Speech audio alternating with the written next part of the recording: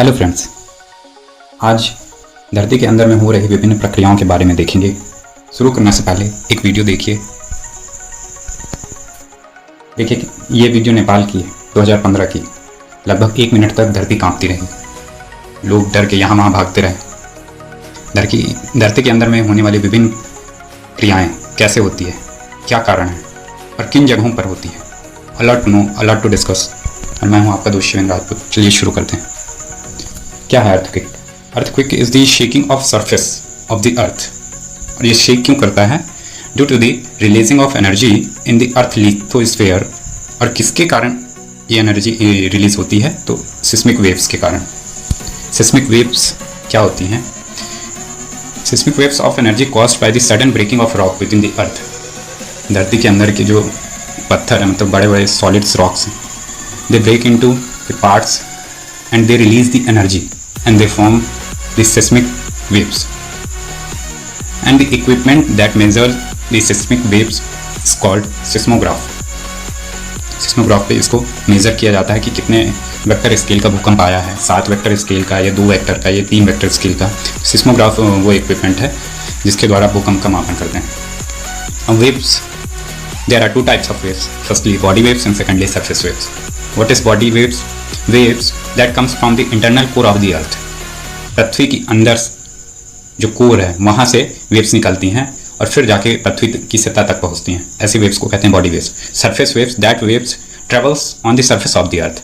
वो कोर से ना होके पृथ्वी की सतह पर ही ट्रेवल्स करती हैं। There are three waves, firstly primary waves, secondary waves and the surface waves और love waves.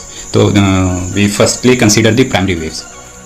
First kind of body wave is P wave or primary wave.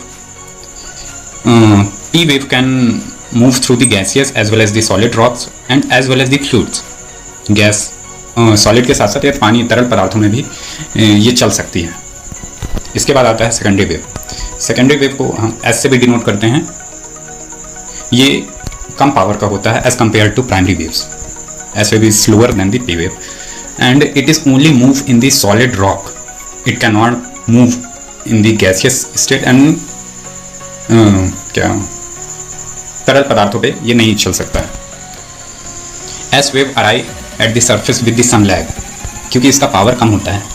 ये प्राइमरी वेव से भी कम होता है इसका पावर, इसलिए जब भी ये आता है ये लैग कर करके आता है। और जो तीसरा है, जो सबसे डेंजरस है, वो लव वेव्स। इसकी डिस्कवरी की थी A.E.H. Love, a British mathematician. उन्हीं के नाम पे लव वेव्स पड़ा है। इसको सरफेस वेव्स भी बोलते हैं। It is the fastest surface wave and moves the ground from side to side. When primary waves combined with the surface waves, they form the love waves, and it is the mostly disaster. Here we saw the 3 types of seismic waves. It is clearly shown. First is primary wave, second is secondary wave, and third is the surface wave or love waves.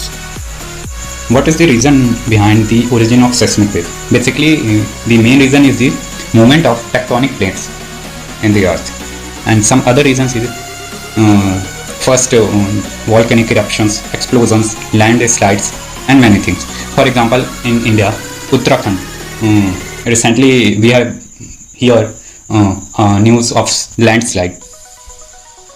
After that, we consider the plate movement. There are 3 types of plate movement. First is divergent, second is convergent, and third is transform. Divergent plate में mainly क्या होता है? They move oppositely. दोनों के direction अलग अलग होते हैं। और जो convergent प्लेट का मूवमेंट होता है वो दोनों एक साइड होते हैं, दोनों का डायरेक्शन सेम साइड पे होता है। और जो लास्ट हमारा प्लेट मूवमेंट होता है वो ट्रांसफॉर्म, वो साइड बाय साइड होता है, एक दूसरे के साइड में ऐसे मूवमेंट करती हैं। तो फर्स्ट क्या हो गया? डाइवर्जेंट, जो कि अपोजिट डायरेक्शन में जाती है। सेकंड है कन्वर्जेंट, जो कि सेम डायरेक्शन पे आती है। और तीसरा है ट्रांसफॉर्म, जो कि साइड बाय साइड मूव करती है। इसके बाद आता है प्लेट्स।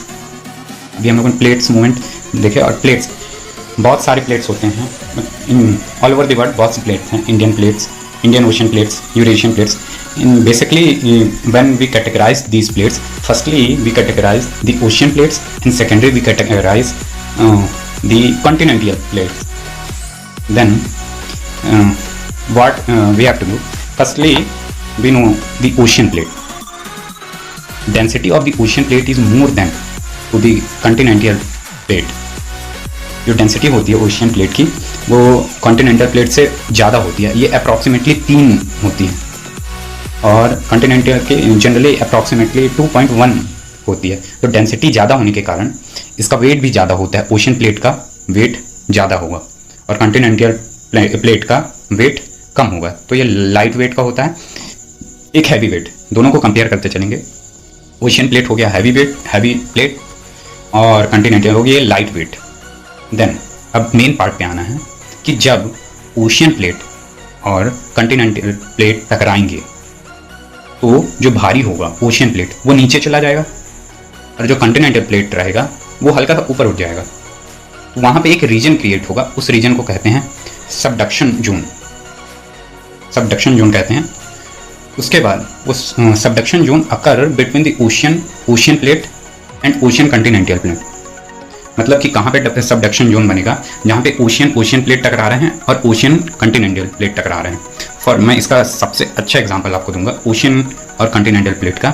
जैसे भारत में अंडमान निकोबार द्वीप समूह, वहाँ पे जब ओशियंस की प्लेट और अंडमान निकोबार ये कॉन्टिनेंटल प्लेट दोनों टकराती हैं तो वहाँ पे वॉल्केनिक इरप्शंस होते हैं। और वॉल्केनिक इरप्शंस का मेन कारण यही है कि ओशियन और कॉन्टिनेंटल प्लेट टकराते हैं। यदि आपसे पूछा जाए कि हिमालय पे वॉल्केनिक इरप्शंस होता है क्या, तो आप क्या जवाब देंगे? और यदि नहीं होता है तो क्यों नहीं होता है? इसके भी बेसिकली मैं आंसर्स बताता हूँ।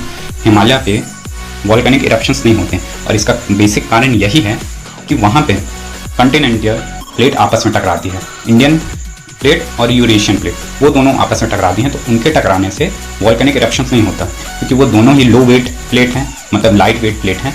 तो वहाँ पे सबडक्शन जोन क्रिएट नहीं होता, तो वहाँ वॉल्केनिक इरप्शन नहीं होता। Last but not the least, Shiven Rajput signing out.